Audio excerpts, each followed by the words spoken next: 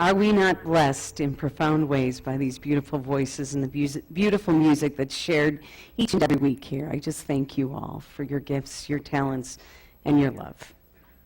So last week was our last week for the Advent study, and it has been a wonderful adventure.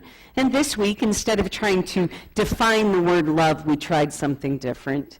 This week we decided we would write Jesus' Birth, the musical, trying to use some different love songs. So, of course, it started with, where do I begin to tell the story of how? I thought that was pretty good. Then it moved into, having my baby. Well, kinda. I don't know how Joseph would sing that. So then it moved to, love will keep us together. What do you think? And then to Brother Love's Travel and Salvation Show, and they're making their way. And then to Love Be Tender. And then what appears to be the big finish, The Love Shack. Into, of course, Jesus Loves Me. Music, it comes with the season, it comes with love, music. And you know what? It's throughout the Bible as well. I'm going to share two different passages that are songs to God, love songs to God. The first is from the Psalms, 89 verses 1 through 4. It's, I will sing of the Lord's great love forever with my mouth. I will make your faithfulness known for generations. I will declare that your love stands firm forever, that you have established your faithfulness in heaven itself. You said, I have made a covenant with my chosen one. I have sworn to David my servant. I will establish your line forever and make your throne firm through all generations. That's foretelling the birth of Jesus. And then here is a song that Mary has. Mary says, I'm bursting with God news. I'm dancing the song of my Savior God. God took one good look at me, and look at what happened. I'm the most fortunate woman on earth.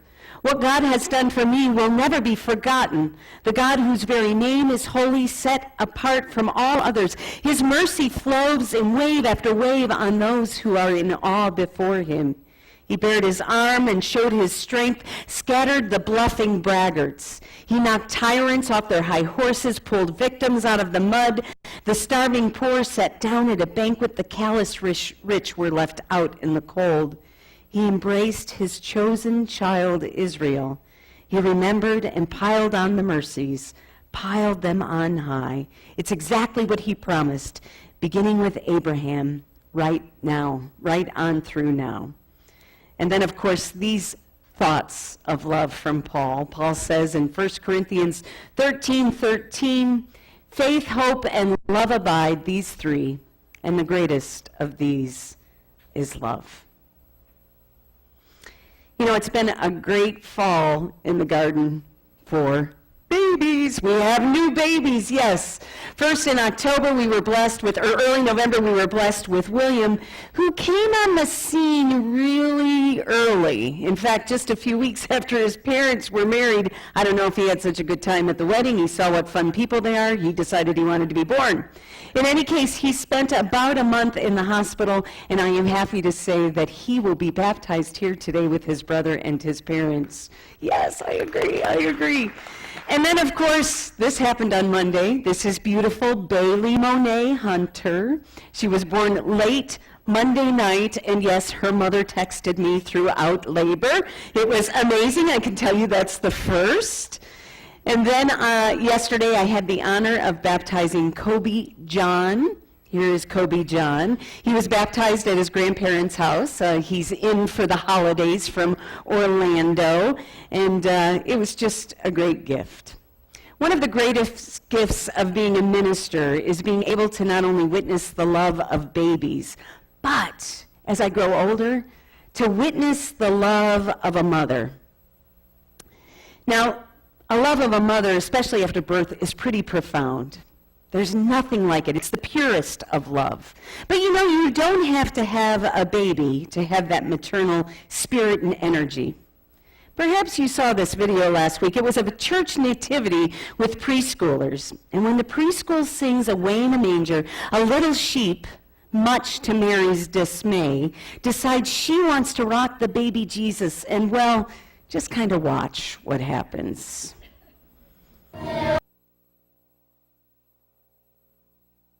Did you see Joseph? Oh, yeah, I don't know what I'm supposed to do, standing back there in the background.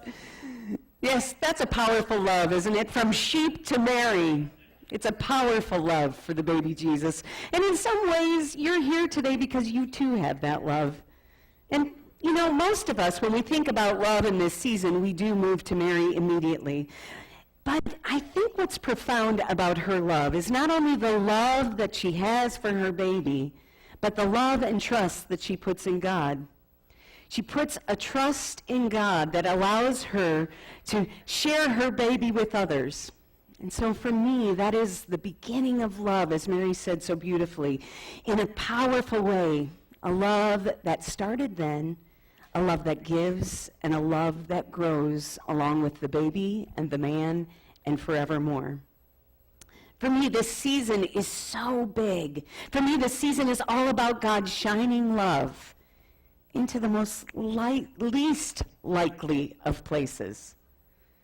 It's a mother who had a willingness to have a baby in a stable. It's a love that shines into that stable in that unconventional place for any child to be born. At this little manger is where love came to being.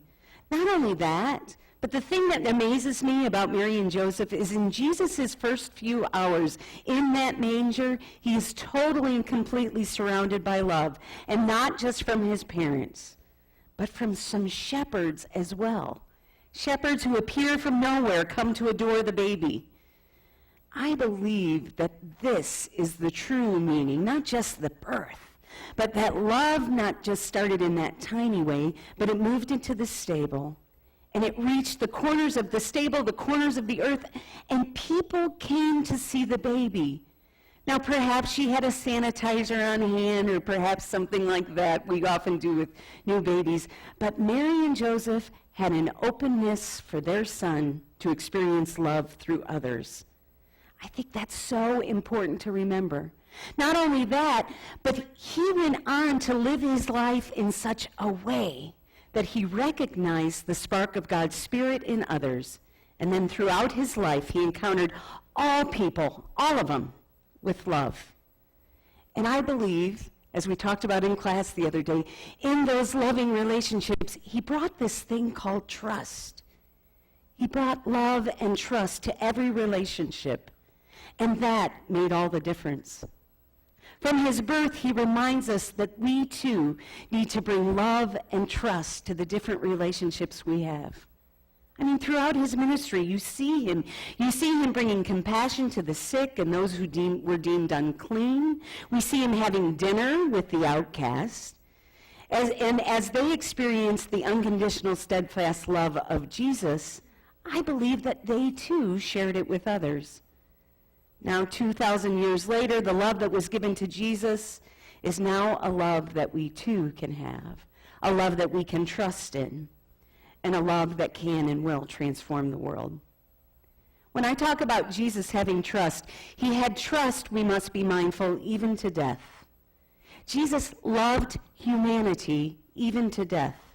His final words were about forgiveness and love. So from birth to death, to life again, it was all about love and trust. And that everlasting love can only live through the likes of you and me. And it is a love that I can guarantee you can overcome the conditions of this world. Time and time again, we see love overcoming logic. One place we saw that was on October 2nd in 2006.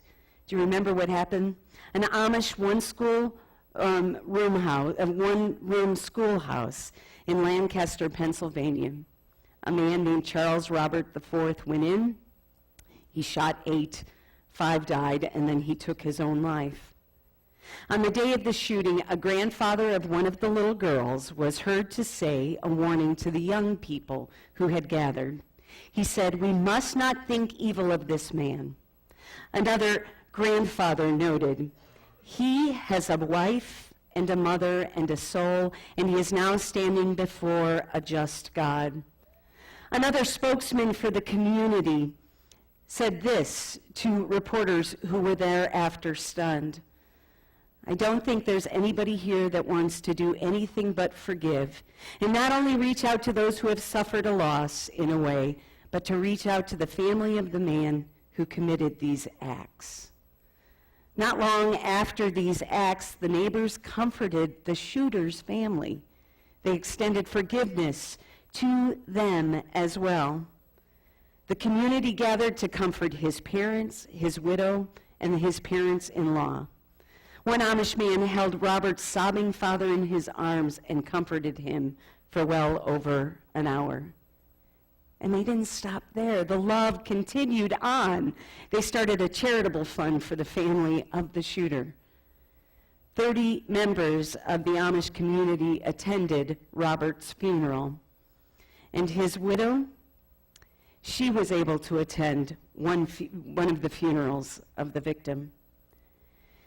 After things had died down, she wrote an open letter to her Amish neighbors, first thanking them for their forgiveness, their grace, and their mercy. She wrote this: "Your love for our family has helped to provide the healing we so desperately need. Gifts you've given have touched our hearts in a way no words can describe.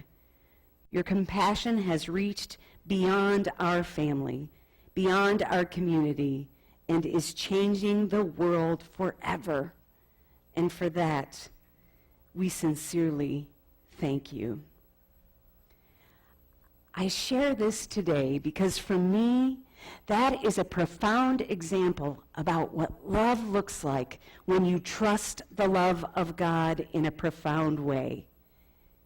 Love showed up in the most unlikely situation because clearly this community did indeed know the power of love and knew nothing else but to share love.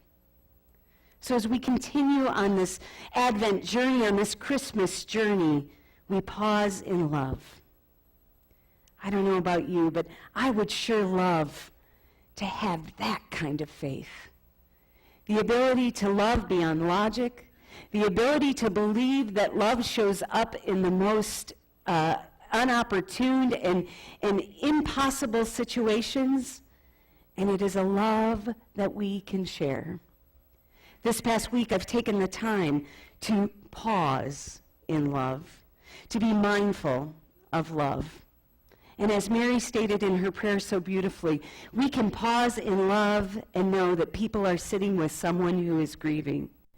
We can know that there are people out there that we don't even know praying for us and those we love. We can see love going beyond race and gender, sexual orientation, religious beliefs, family structures, and political views. Love can overcome all of those difficult conversations you may find yourself in this next week.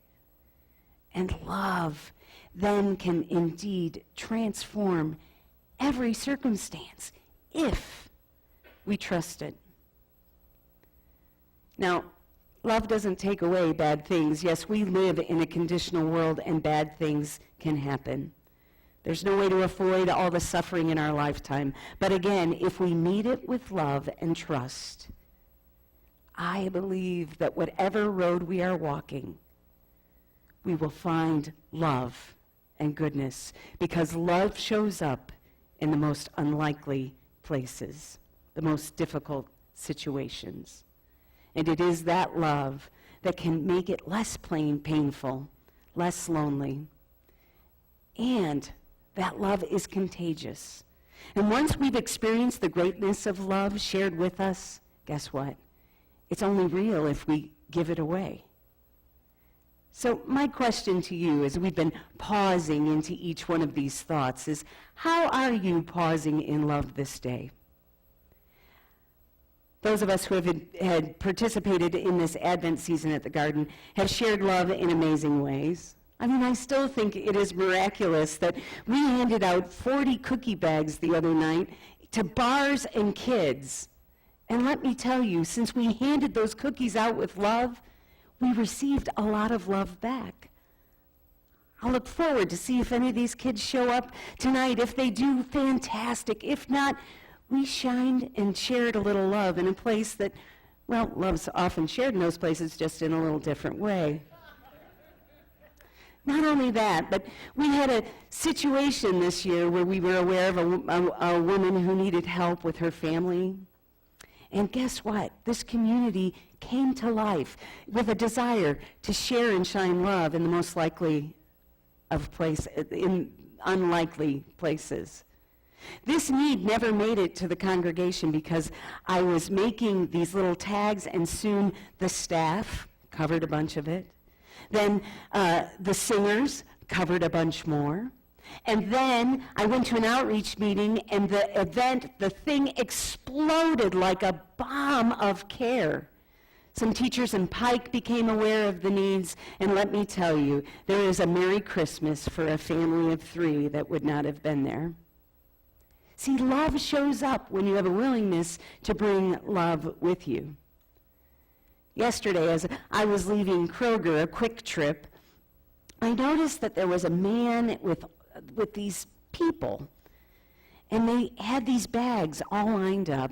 And so I was walking out the door quickly, and I decided, I've got to find out what's going on here. And the man introduced himself, and he said to me, I do this every year. We adopt 12 families as a family, and we create a special Christmas by buying groceries. And he said, this year is exceptionally special because it's me, it's my son, it's his son, and look, it's his son too. 4 generations can't help but love. Friends, we are indeed blessed with the gracious gift of love in this community each and every week. Each little experience of love that you have here impacts us, and the only way it lives is if we take it out there. Our mission statement is very clear. It says, the garden's goal in this world is to transform the world with the unconditional love of God. We believe it's possible. Through your involvement in this community, you too can share the unconditional love and bring trust into the midst of this sometime untrusting world. So how is God challenging you to pause in love this week? Can you share a little love before you leave here today? Can you share a little love and look for love in the next circumstance you find yourself? Can you bring love in a different way to those family events, to someone who may have hurt you? Can you bring love and ask for forgiveness and making some kind of mistake with someone and make some possible reconciliation this season? Maybe it's sharing your love with someone in pain. Friends, 2,000 years ago, from a simple beginning, a baby was born. With that birth came hope, light, and love that has rippled into our world. As we go forward, let us remember that love happens in the least likely places, in ways and in between and over here and over there. Love can happen, but it's going to take us to do it. May we take the example of that Amish community in Pennsylvania, the 4 generations in Kroger, and the mother in need. God is speaking. Are you loving and trusting? Because in the end, my friends, it's all about love, actually.